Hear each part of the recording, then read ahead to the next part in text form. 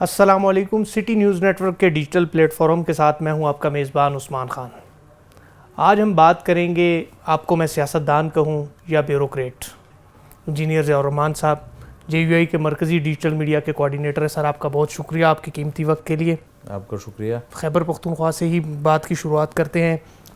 کیا خیبر پختونخوا میں سیاسی حالات جو ہے وہ نارمل لگتے ہیں آپ کو؟ تو 12 سالوں سے ہم ایک ایسی اسٹیٹک پوزیشن میں آئے ہوئے ہیں کہ جس نے ہماری گورننس کا جو ماڈل ہے اس کا بھی بیڑا غرق کر دیا ہے، جس نے ہماری سیاست کا بیڑا غرق کر دیا ہے. اور میں صحیح ایک اگر سیاسی کارکن کی حیثیت سے رائے دوں تو صوبہ خیبر پختونخوا میں نہ سیاست نام کی کوئی گنجائش اس وقت ہے، نہ حکومت نام کی کوئی چیز موجود ہے، نہ گورننس نام کی کوئی چیز موجود ہے. گورننس کا پورا ماڈل جو ہے، پورا سٹرکچر جو ہے وہ ڈسٹربڈ ہے. اور ہمارے لا اینڈ آرڈر کی پوزیشن ہم پہلے ڈسکس کر چکے ہیں.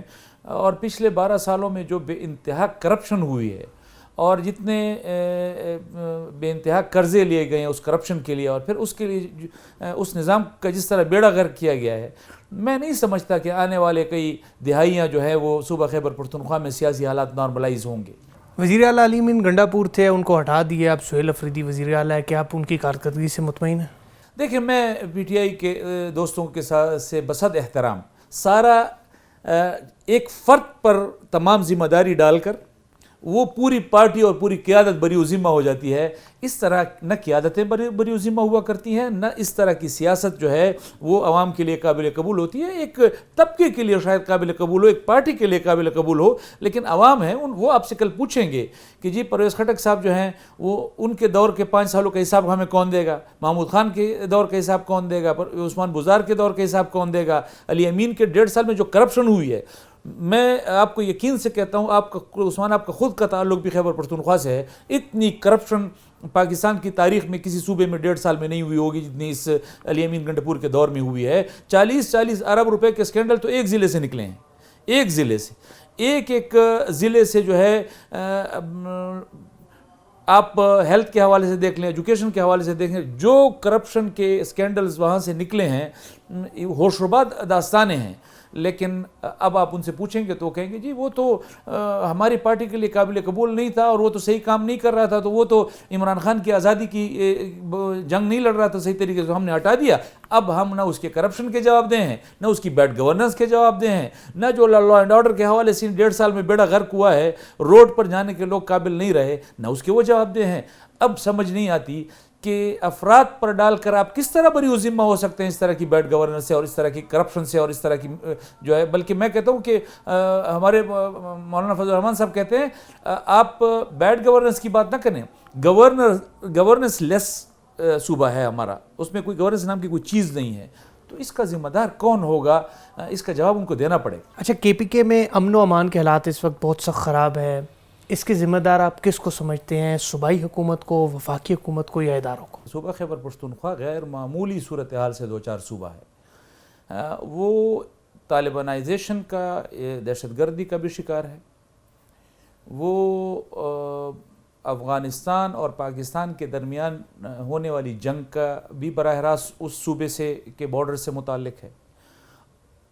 ایک ہے آپ کا ڈومیسٹک ایشو، ایک ہے آپ کا بین الاقوامی ایشو. ہمارا صوبہ خیبر پختونخوا اس وقت دونوں حالات سے دوچار ہے. صوبائی حکومت کو اگر آپ دیکھ لیں تو جو صوبے کے اندر کے لا اینڈ آرڈر کے معاملات ہیں اس کو کنٹرول کرنے میں ناکام ہو چکی.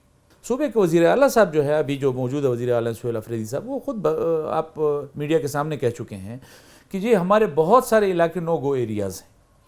اب اگر میں صرف جنوبی اضلاع کی بات کروں تو جنوبی اضلاع میں آپ دیکھیں نیشنل ہائی ویز، ہماری انڈس ہائی وے، وہ شام کے بعد لوگ اس پر سفر کرتے ہوئے 1000 دفعہ سوچتے ہیں کہ میں اس پر شام کے بعد نکلوں یا نہ نکلوں. ہمارے اپنے اضلاع کے جو تحصیلیں ہیں اکثر تحصیل نو گو ایریاز بن چکی ہوئی ہیں.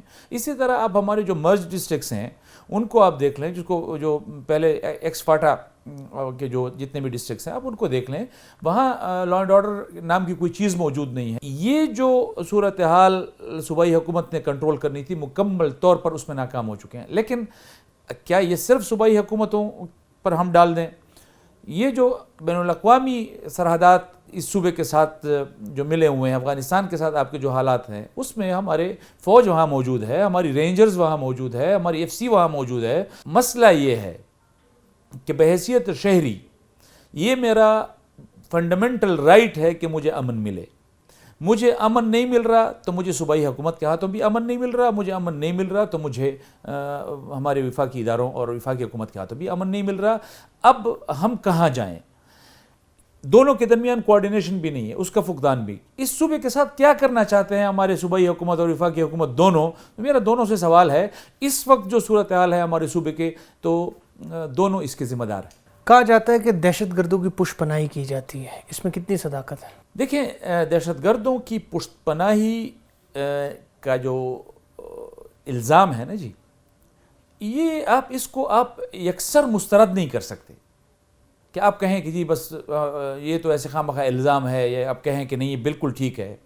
دونوں چیزیں موجود ہیں، دونوں امکانات آپ کے اس میں موجود ہیں۔ پہلی بات یہ ہے کہ اگر آپ اس کو انٹرنیشنلی دیکھیں تو پاکستان کی حکومت کہتی ہے کہ جو افغانستان سے لوگ آتے ہیں، جو پینیٹریٹ کرتے ہیں، جو پاکستان کی طرف آتے ہیں اور یہاں پر دہشت گردی ہو رہی ہے، تو ان کی پشت پناہی وہاں سے ہو رہی ہے۔ وہاں سے وہ آتے ہیں اور یہاں پر وہ دہشت گردی کی کارروائی کرتے ہیں، واپس چلے جاتے ہیں۔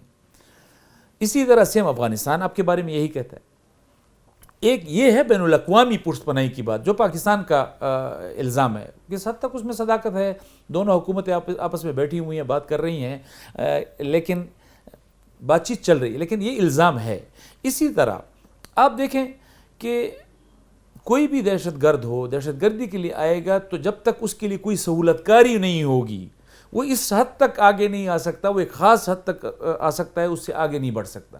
لیکن یہاں پر ہمارا پورا صوبہ جو ہے وہ اگر ہم کہیں کہ جی وہ افغانستان سے آ رہے ہیں، تو افغانستان کے بارڈر جب وہ کراس کرتے ہیں تو پھر تو پاکستان کا علاقہ ہے نا جی، تو پاکستان کی صوبائی حکومت، پاکستان کی وفاقی حکومت، اس کے زیر انتظام پورے ادارے یہاں پہ کام کر رہے ہیں۔ اس کے باوجود وہ یہاں سے پینیٹریشن کرتے کرتے کرتے کرتے جو ہے وہ پورے صوبے تک پھیل جاتے ہیں۔ کہیں سے تو کوئی سہولت کاری ہو رہی ہے جو وہ یہاں تک جو ہے وہ پہنچنے میں کامیاب ہو رہے ہیں۔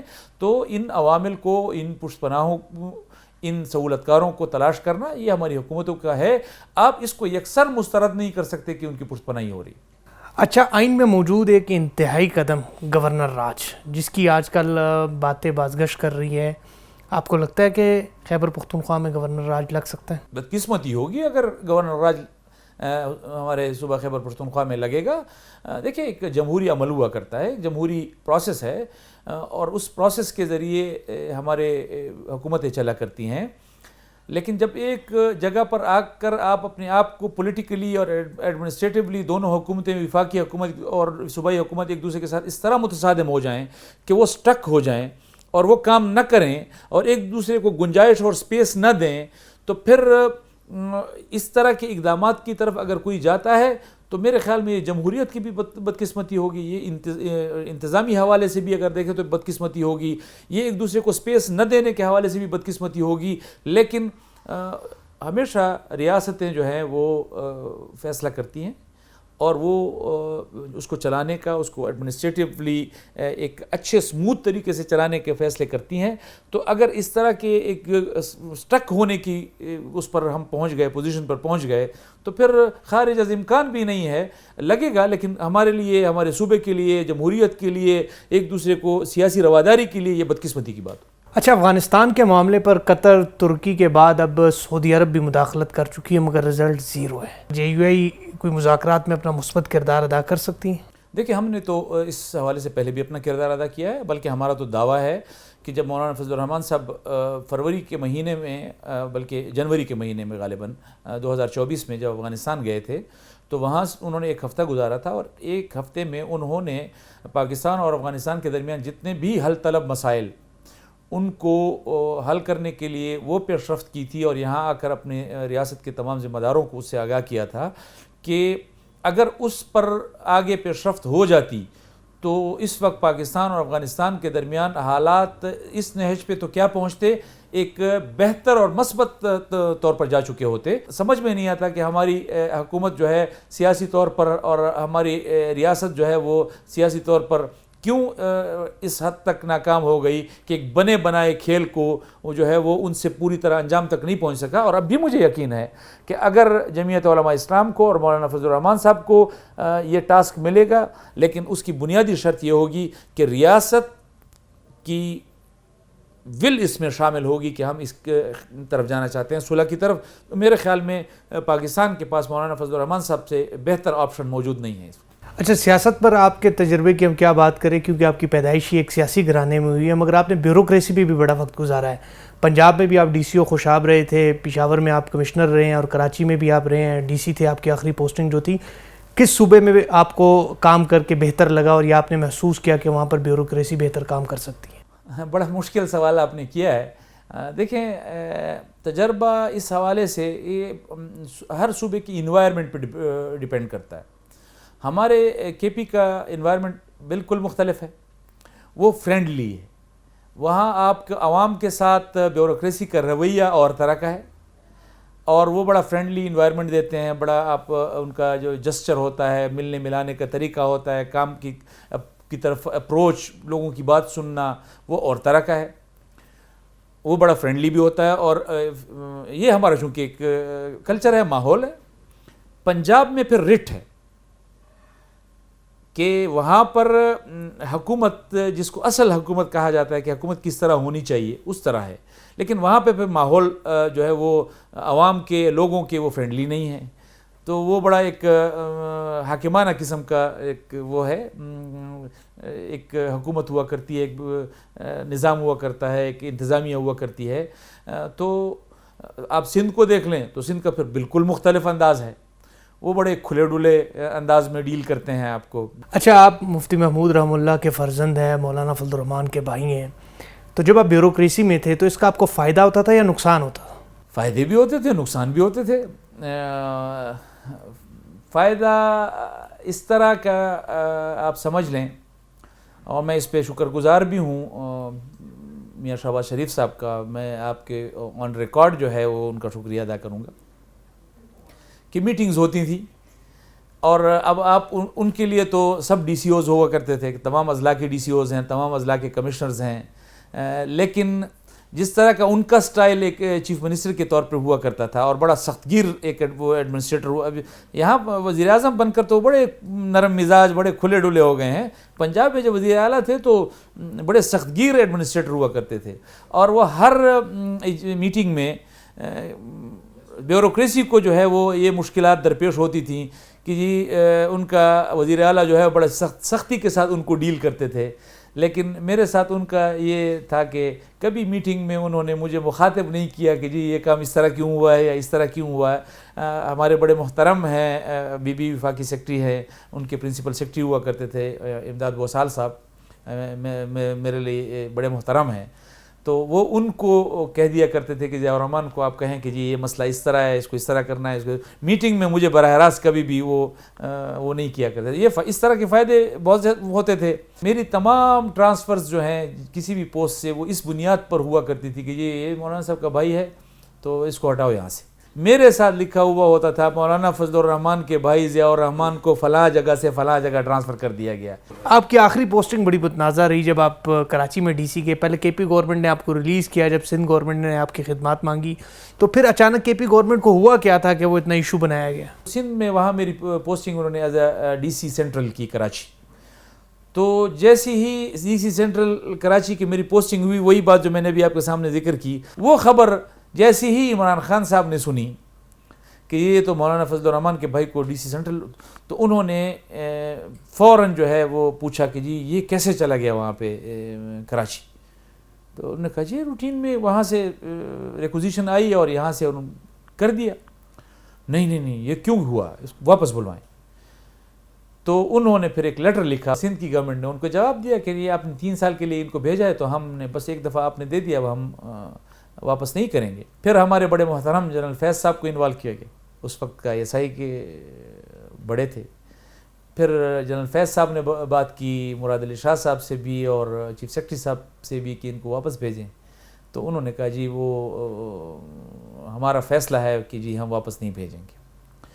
تو پھر ایک طریقہ اپنایا گیا اور وہ طریقہ یہ تھا کہ ہمارے سابق چیف جسٹس ہیں جسٹس گلزار صاحب، ان کو کہا گیا، وہ کراچی میں جب کراچی رجسٹری میں سماعت کر رہے تھے تو آخری دن پہلے دن انہوں نے چیف سیکرٹری کو بلوایا کہ ضیاء الرحمن کو آپ ریلیو کیوں نہیں کر رہے، آپ واپس کرو.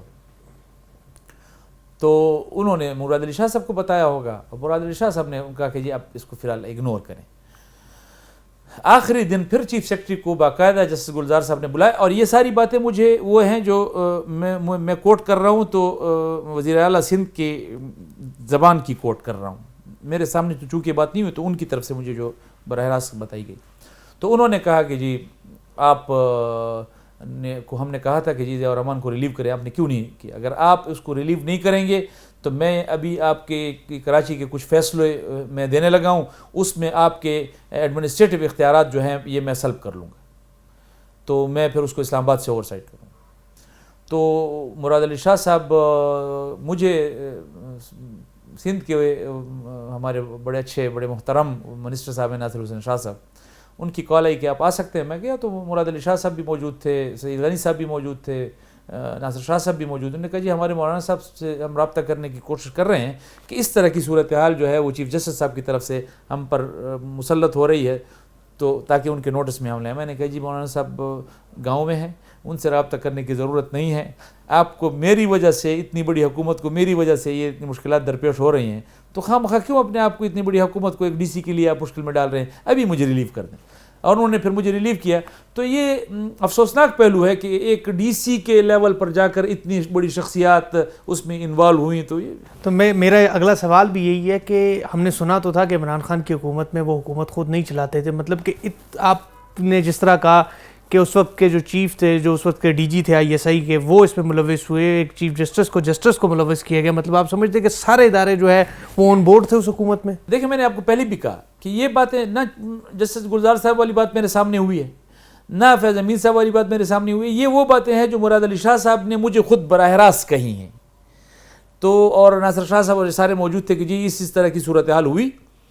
اور جنرل فیض صاحب کا تو مجھے پتا تھا کہ وہ تو بار بار ان کو کہہ رہے تھے، ان کو تو انکار ہو گیا تھا کہ جی ہم نہیں کریں گے. لیکن جب جسٹس گلزار چونکہ چیف جسٹس تھے اس وقت اور کراچی کے رجسٹری میں وہ سماعت کر رہے تھے تو لازمی بات ہے ان کے پاس اتنا اختیار تو اس وقت تھا کہ وہ یہ کر سکتے تھے. تو انہوں نے یہ پریشرائز کیا، کس کے کہنے پہ کیا؟ اس سے پیچھے کی جو دو شخصیات تھیں عمران خان صاحب اور جنرل فیض صاحب، وہ تو اس کا مطلب ہے کہ وہ آن بورڈ تھے.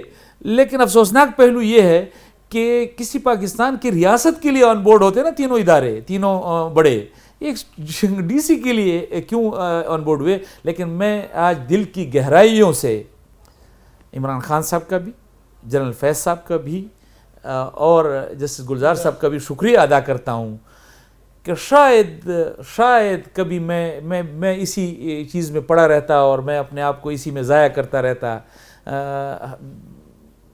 ان کی بدولت میں اس سے نکلا ہوں اور ایک سیدھے راستے پہ ایک ٹریک پہ آیا ہوں.